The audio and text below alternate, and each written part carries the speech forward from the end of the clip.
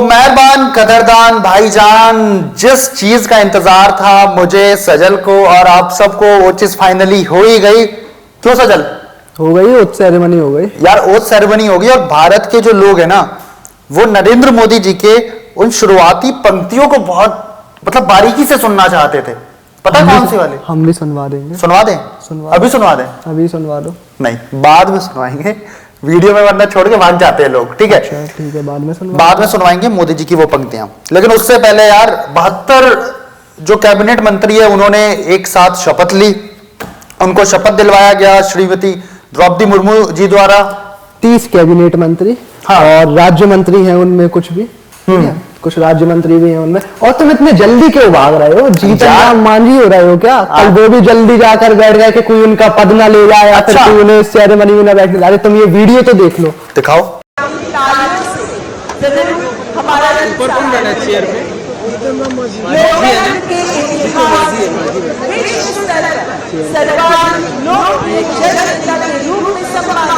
यार, जीतन राम मांझी तो बड़े तेज निकले यार, बड़े तेज निकले। अपनी कुर्सी भाई सबसे प्यारी। कैबिनेट की बात ही अलग है। हाँ, लेकिन कैबिनेट मंत्रियों में भैया इस बार बहुत हेरफेर हुआ है। बहुत हेरफेर। इस बार एक तो अलायंस बना एनडीए का पूरा, तो अलग अलग जो गुट है सबकी अपनी अपनी डिमांड थी कि हमको इतने कैबिनेट चाहिए, हमको इतने कैबिनेट चाहिए। लेकिन भाजपा भी बड़ी उम्दा खेल गई। हाँ। टीडीपी को 2 दे गई, जेडीयू को 2 दे गई। मतलब सबकी खुशी का हिसाब रखा है कहीं ना कहीं, सबके बारे में सोचा है थोड़ा बहुत। खुश रखना ही पड़ता भैया। हाँ। एक तो विचारधारा वैसे ही मेल नहीं खा रही, ऊपर से तुम 1-2 कुर्सी और ना दो तो कैसे काम चलेगा? चलेगा क्या? विचारधारा तो मेल खा जाएगी यार, खा जाना। सत्ता के लिए सब खा जाती है। सत्ता के खेल में। अरे वो तो सुनो, एक और मजेदार बात सुनाओ। मान लो तुमने कल शपथ ली, ले लिया। ले लिया और फिर आज तुम बोलो अरे यार मेरा मन नहीं है, हाँ। घर पे बैठूंगा, नहीं बैठना। ये तुम सुरेश गोपी की बात कर रहे हो क्या? हाँ, ये तमिलनाडु वाले, केरल वाले, इकलौते सांसद केरल से बीजेपी के, और ऊपर से वही कह रहे हैं हमें मंत्री बनना ही नहीं। मतलब बीजेपी ने उनका भी ख्याल रखा जिनकी इच्छा नहीं थी मंत्री पद की। इतना दिल खोल कर इन्होंने मंत्री पद बांट दिया है ना। हाँ। मतलब बांट दिया है, हम तो यही कहेंगे। सुरेश गोपी बोल रहे हैं कि हमको अपनी फिल्मों के कॉन्ट्रैक्ट पूरे करने हैं, इस वजह से हम वहां पे जाएंगे, हम कैबिनेट मंत्री नहीं बनना चाहते हैं, इस तरीके के तो स्टेटमेंट दे रहे हैं। चलो अच्छी बात है उनकी। उन्होंने मतलब रेजिग्नेशन तो डाल दिया है, क्या लगता है हो जाएगा, एक्सेप्ट हो जाएगा? अब ये तो हो तो जाना चाहिए। वैसे तुम कह रहे हो सबको बांट दिए, ये कह दिया वो कह दिया। अनुराग ठाकुर जी वैसे नहीं देखे। अनुराग ठाकुर जी नहीं देखे। और भैया बड़ी खबर ये कि जेपी नड्डा जी जो भारतीय जनता पार्टी के अध्यक्ष थे, राष्ट्रीय अध्यक्ष थे, वो कैबिनेट में आ गए। कैबिनेट में अब बात तो वही आ गई ना, भाजपा की गद्दी कौन सा, गद्दी मतलब राष्ट्रीय अध्यक्ष पद कौन संभालेगा? और ये एक बहुत बड़ा प्रश्न है इस वीडियो में हमारी तरफ से भाजपा के लिए, भाजपा समर्थकों के लिए, कि भैया क्या लगता है इस बार कौन संभालेगा भाजपा के राष्ट्राध्यक्ष की गद्दी?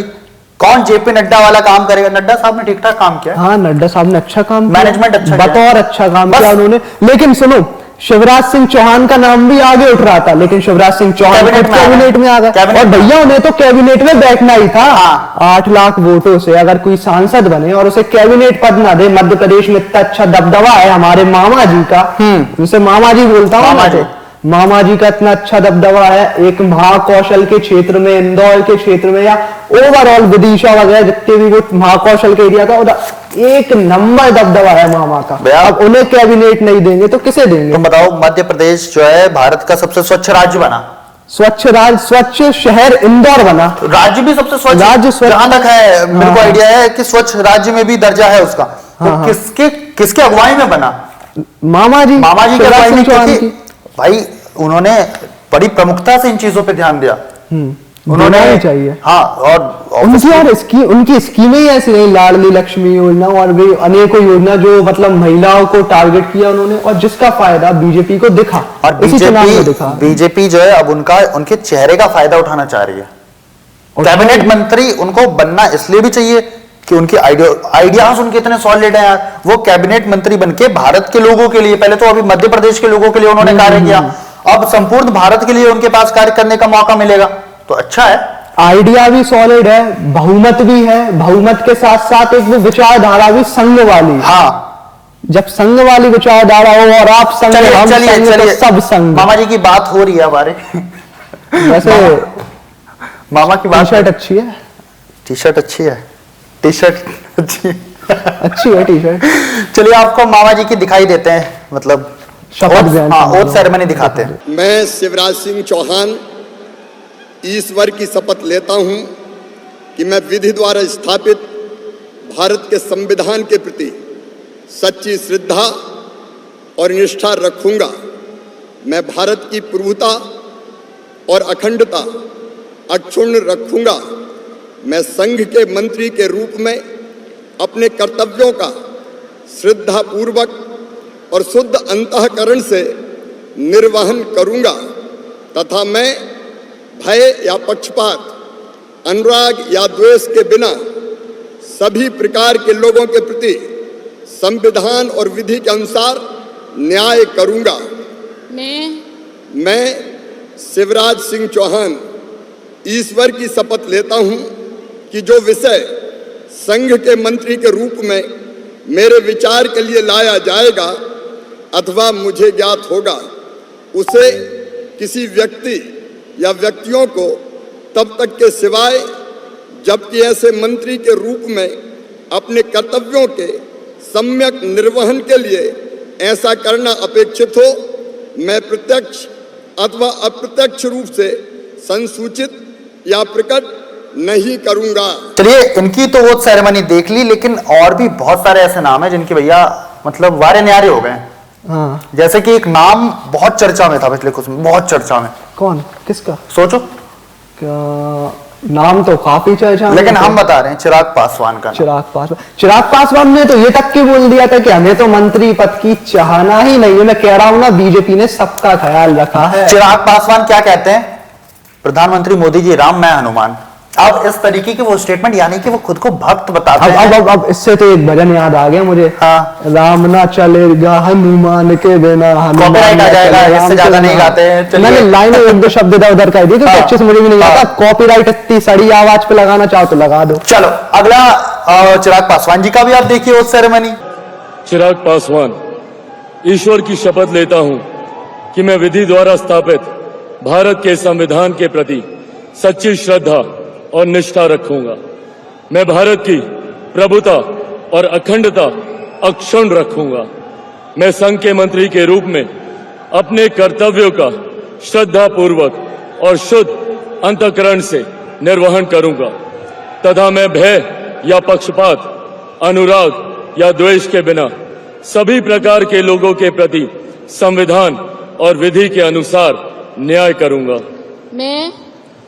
मैं चिराग पासवान ईश्वर की शपथ लेता हूं कि जो विषय संघ के मंत्री के रूप में मेरे विचार के लिए लाया जाएगा अथवा मुझे ज्ञात होगा, उसे किसी व्यक्ति या व्यक्तियों को तब के सिवाय जबकि ऐसे मंत्री के रूप में अपने कर्तव्यों के सम्यक निर्वहन के लिए ऐसा करना अपेक्षित हो, मैं प्रत्यक्ष अथवा अप्रत्यक्ष रूप से संसूचित। अब वैसे रवि, हाँ, बात तो ये भी कह रहे थे कि टीडीपी साथ में आ गई तो अमित शाह और इनकी थोड़ी राइवलरी चलेगी। टीडीपी तो हमने वीडियो बनाई थी, टीडीपी के हाँ, ऊपर वीडियो बनाई थी। लगा देंगे, एंड में लगा देंगे, देख लेना। लेकिन जो सुनो तो, टीडीपी अगर साथ में आ गई एनडीए सरकार के, तो अमित शाह और इनकी आइडियोलॉजी कहीं ना कहीं मेल नहीं खाएगी। लेकिन अगर मेल नहीं खाती तो क्यों उनके 2 सांसदों को जगह दी जाती कैबिनेट में, और क्यों उनको खुश करने का प्रयास किया जाता? क्योंकि आंध्र की खिचड़ी समझ नहीं आ रही हमको, टू बी ऑनेस्ट। क्या चीज चल रही, क्या पक रही है? क्या खिचड़ी सही में खिचड़ी ही है, या पता चले खीर निकल के आए बाद में वो, या फिर बिरयानी हो जाए दम biryani, Andhra style, TDP style with Chandrababu Naidu का तड़का। चंद्रबाबू नायडू, क्या बिरयानी में तड़का नहीं लगता, पर चंद्रबाबू नायडू कुछ भी कर सकते। वो खुद में तड़का है, वो खुद में इस बार एनडीए की सरकार में खुद में तड़का है। बताओ अगर वो ना होते तो हमको इतने फुटेज क्यों मिलती? नहीं मिलती।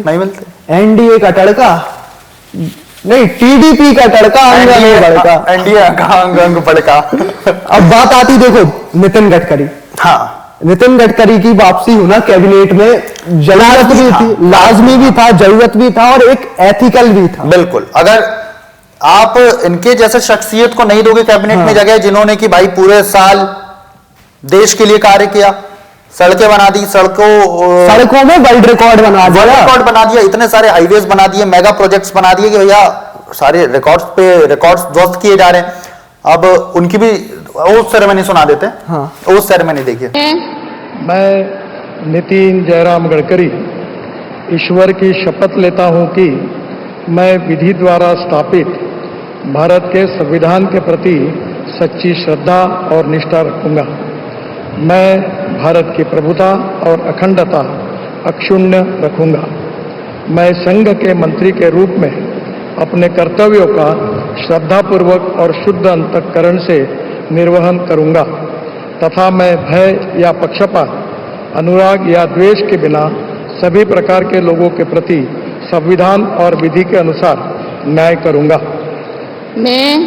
मैं ईश्वर की शपथ लेता हूं कि जो विषय संघ के मंत्री के रूप में मेरे विचार के लिए लाया जाएगा अथवा मुझे ज्ञात होगा उसे किसी व्यक्ति या व्यक्तियों को तब के सिवा जबकि ऐसे मंत्री के रूप में अपने कर्तव्य के सम्यक निर्वहन के लिए ऐसा करना अपेक्षित हो, मैं प्रत्यक्ष अथवा अप्रत्यक्ष रूप से संसूचित या प्रकट नहीं करूंगा। वह नितिन गडकरी जो है एक बहुत लोकप्रिय नेता है भारत के, मतलब ये मान लीजिए कि भाजपा के जो टॉप 3-4 नेता हैं उनमें भी उनका शुमार है, और ऊपर से सबसे लोकप्रिय नेता में तो ऑब्वियसली शुमार है ही उनका। अगर आज भी पता है रवि, एक लोगों का मत जाना जाए हाँ कि नरेंद्र मोदी या नितिन गडकरी में से किसको नेता चुनोगे, किसको प्रधानमंत्री गद्दी पे देखना चाहोगे, तो नरेंद्र मोदी की लोकप्रियता थोड़ी ज्यादा हो जाएगी, लेकिन नितिन गडकरी भी उनसे ज्यादा पीछे नहीं रहेंगे। ये तो ठीक है, लेकिन आने वाला अगर प्रधानमंत्री की बात करोगे ना कि मोदी के सक्सेसर के रूप में हाँ। या मोदी के फॉलोअप के रूप में आप किसको देखोगे, तो लोग नितिन गडकरी का ही नाम लेते हैं। नितिन गडकरी का नाम लेते हैं, शिवराज सिंह चौहान का भी नाम लेते हैं, और भी अनेकों नेता हैं, पर नितिन गडकरी उनकी पहली प्रेफरेंस। बिल्कुल, लेकिन ये कितनी सच होगी बात, ये बाद में वो तो पता चली जाएगा।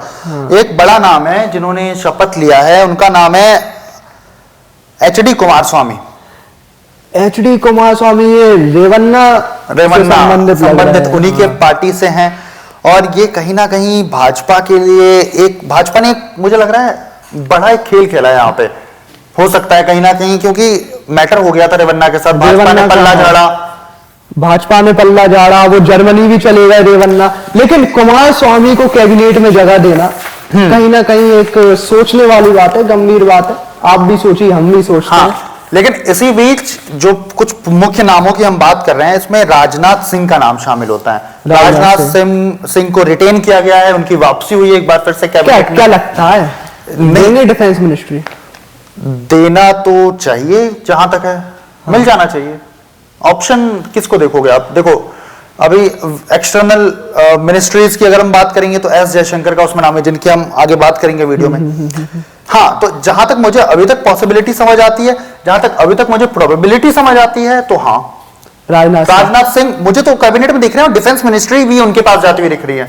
होम मिनिस्ट्री वैसे एक अच्छा विकल्प हो सकता है, पर अमित शाह की कुर्सी पर जब सेंध आता है तो पूरी भाजपा कहीं ना कहीं सोचने में लग जाती है। सजल भैया, हम शुरू से देख रहे हैं कि अमित शाह और नरेंद्र मोदी साथ में दिखे हैं। हाँ। फिर चाहे वो गुजरात के चुनाव को कवर करना हो, गुजरात के MCD के चुनाव को कवर करना हो साल 1980 के दशक में, फिर चाहे गुजरात के चीफ मिनिस्टर बनना हो, उस समय भी हमेशा से अमित शाह एकदम साये की तरह रहे। गुजरात से लेकर दिल्ली तक का सफर नरेंद्र मोदी और अमित शाह ने साथ में तय किया। एकदम, और सेम भारत का भी जो कैबिनेट डिसाइड किया गया था शुरू से, पिछली बार भी जब 2019 में भी, उसमें भी गृह मंत्रालय यानी कि जो दूसरा पद होता है सबसे बड़ा कैबिनेट में, कहीं ना कहीं वो दिया गया था अमित शाह को। और जहां तक इस बार की बात करें तो मुझे ऐसा लगता है अमित शाह को ही मिलना चाहिए। अमित शाह की भी एक बार उस सेरेमनी सुना देते हैं। मैं अमित अनिल चंद्र शाह ईश्वर की शपथ लेता हूं कि मैं विधि द्वारा स्थापित भारत के संविधान के प्रति सच्ची श्रद्धा और निष्ठा रखूंगा। मैं भारत की प्रभुता और अखंडता अक्षुण्ण रखूंगा। मैं संघ के मंत्री के रूप में अपने कर्तव्यों का श्रद्धापूर्वक और शुद्ध अंतःकरण से निर्वहन करूंगा तथा मैं भय या पक्षपात, अनुराग या द्वेष के बिना सभी प्रकार के लोगों के प्रति संविधान और विधि के अनुसार न्याय करूंगा। इस बार देखो मंत्रालय रिपीट हुए हैं। हाँ, अश्विनी वैष्णव, शायद से अश्विनी रिपीट हुए या नहीं हुए इसकी पुष्टि मैं भी नहीं कर सकता, क्योंकि अभी तक जब तक वीडियो हम बना रहे हैं तब तक पोर्टफोलियो अभी तक तो डिवाइड नहीं हुआ है। हाँ, पोर्टफोलियो डिवाइड होंगे तो अश्विनी वैष्णव का नाम शामिल है इसमें, मनसुख मांडवीय हैं, इसके अलावा शिवराज सिंह चौहान नए चेहरे हैं, और अर्जुन राम मेघवाल। हाँ, अर्जुन राम मेघवाल भी एक बड़ा नाम है इस बड़ा लिस्ट नाम में, जिनको है। रिटर्न किया गया है। इसके अलावा इसमें गिरिराज सिंह का नाम है, गिरिराज सिंह जो वरिष्ठ नेता हैं बीजेपी के, काफी बिहार से भी मजबूत चेहरा है। बिहार के एक बहुत प्रचंड कह सकते हैं कि नेता पीयूष गोयल का एक नाम है इसमें। पीयूष गोयल, पीयूष गोयल का एक बड़ा नाम इसमें हम कह सकते हैं, और कहीं ना कहीं पीयूष गोयल उन कोर में से हैं जो कि कोर इस समय रिटेन किया है बीजेपी ने। बीजेपी ने जैसे क्रिकेट टीम होती है ना आईपीएल में, तो वो क्या होता है कि जब एक सीजन खत्म हो जाता है, दूसरा सीजन आने वाला होता है, तो खिलाड़ियों की खरीद फरोख्त के लिए वो कुछ खिलाड़ी ना अपने कोर में रख लेते हैं कि भैया इसके इर्द गिर्द हम टीम बनाएंगे। मोदी जी भी वही कर रहे हैं। नहीं वो अच्छी बात भी है, क्योंकि एक वो भी डायरेक्शन भी देना, नरेशन देने में भी ऐसे खिलाड़ी काम में आते हैं। अब फॉरेन मिनिस्ट्री की बात ना हो ऐसा हो ही नहीं सकता। जयशंकर साहब का नाम रिपीट हुआ है इसमें। जयशंकर वो नेता हैं जो नेता के साथ साथ वक्ता भी अच्छे हैं। वो नेता नहीं है, वो पहली बात नेता नहीं, वो है ब्यूरोक्रेट। हाँ, ब्यूरोक्रेट है, आईएफएस ऑफिसर। आईएफएस ऑफिसर, और उन्होंने भारत का नाम अंतरराष्ट्रीय स्तर पे अलग बुलंदियों तक पहुंचाया है। ये कहने में कोई दो राय नहीं है मेरे हिसाब से, क्योंकि जहां भी जाते हैं, जिस भी देश में जाते हैं, वहां पे इंडिया को रिप्रेजेंट करते हैं, इंडिया के बैनर तले जो है स्पीच देते हैं। और अगर कोई भारत के बारे में कुछ भी बात कहता है तो उसमें अपनी राय रखने में वो हिचकिचाते नहीं है, बिल्कुल अपनी राय रखने में हिचकिचाते नहीं है। और उनके जो जवाब होते हैं वो क्या सैवेज होते हैं, और कितनी रीलें कटती है उसमें से, इतने सैवेज जवाब देने वाला। अगर उन्हें मिनिस्ट्री नहीं मिलती तो किसे मिलती? आज के समय में युवाओं के बीच में ना, हम भी युवा के बीच में जो सबसे प्रमुख और सबसे चर्चित चेहरा है, सबसे पॉपुलर चेहरा है, वो है एस जयशंकर। जयशंकर है ना, और उनका भी एक बार ओथ सेरेमनी दिखा देते हैं। ओथ सेरेमनी देखिए। Subramaniam Jaishankar, do swear in the name of God that I will bear true faith and allegiance to the Constitution of India as by law established, and I will uphold the sovereignty and integrity of India, that I will faithfully and conscientiously discharge my duties as a Minister of the Union,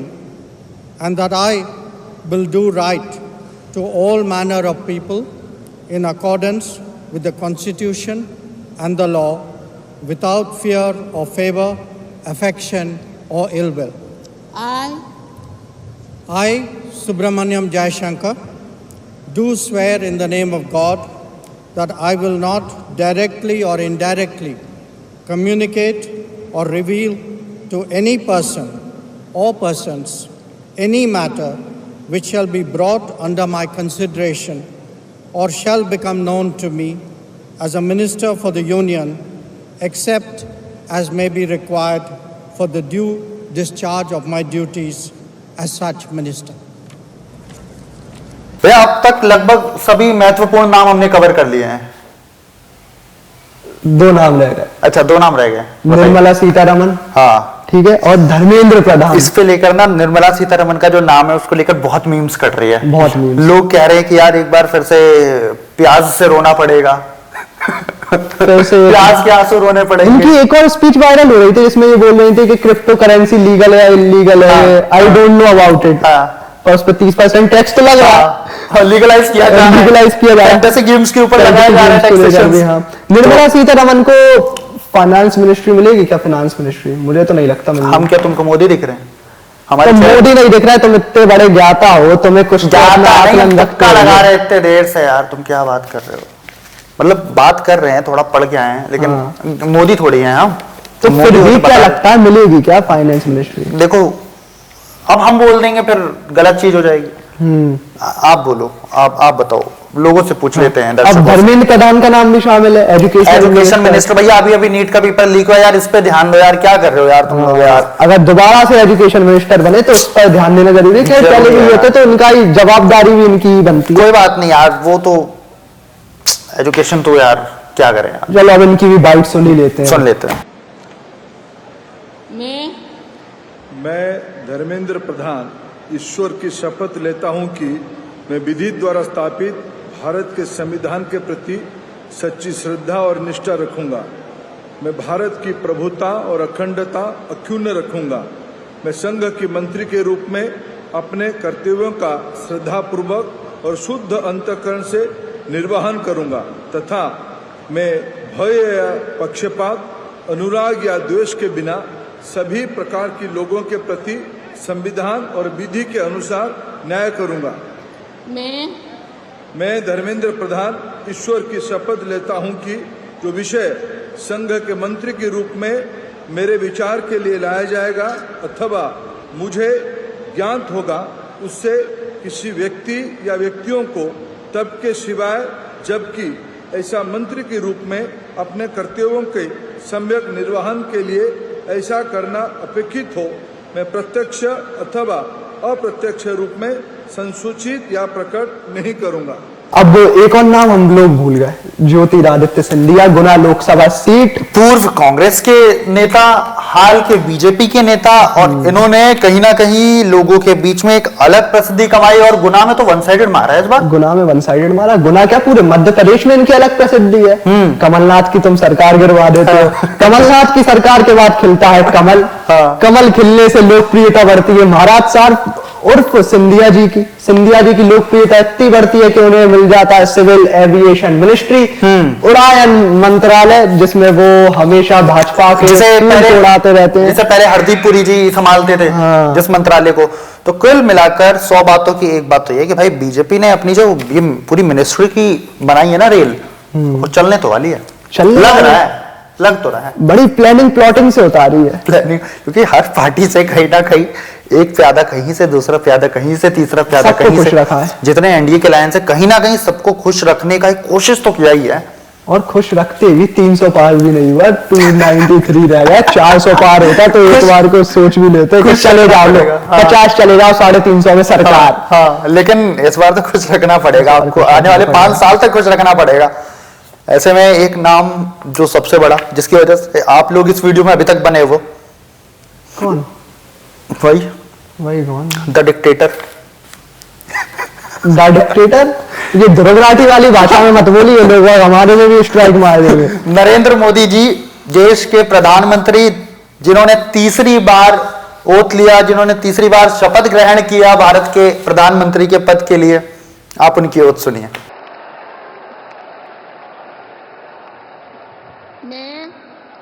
मैं नरेंद्र दामोदर दास मोदी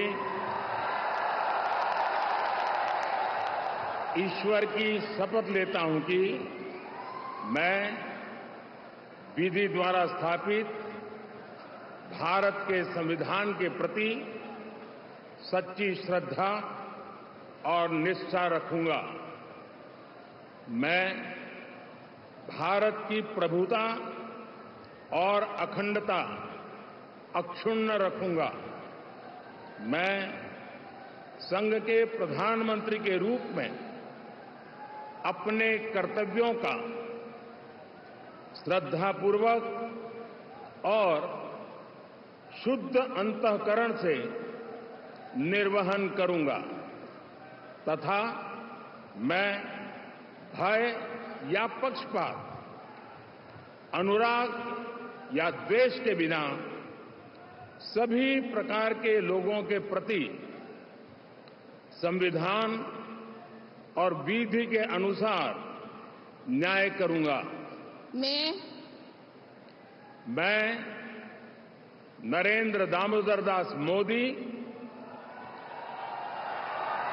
ईश्वर की शपथ लेता हूं कि जो विषय संघ के प्रधानमंत्री के रूप में मेरे विचार के लिए लाया जाएगा अथवा मुझे ज्ञात होगा उसे किसी व्यक्ति या व्यक्तियों को तब के सिवाय जबकि प्रधानमंत्री के रूप में अपने कर्तव्यों के सम्यक निर्वहन के लिए ऐसा करना अपेक्षित हो, मैं प्रत्यक्ष अथवा अप्रत्यक्ष रूप से संसूचित या प्रकट नहीं करूंगा।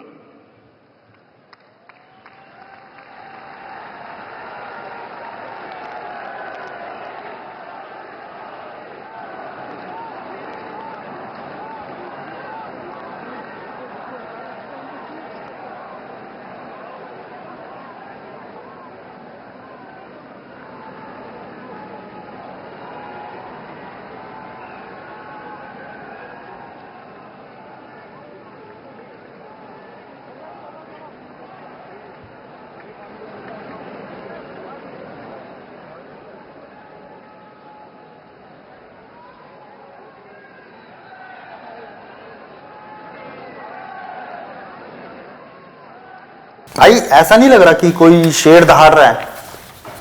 गुजरात का शेर दिल्ली में दहाड़ रहा है, भारत की और वो तरफ भी से। तीसरी बार दहाड़ रहा है लगातार। देखते हैं अब ये फॉरेन मंच पे कितना दहाड़ेगा। और आने वाले समय में लगातार, क्योंकि अभी आज ही केस हुआ है जम्मू कश्मीर में, हाँ, जिसको लेकर लोग स्ट्राइक की मांग कर रहे हैं।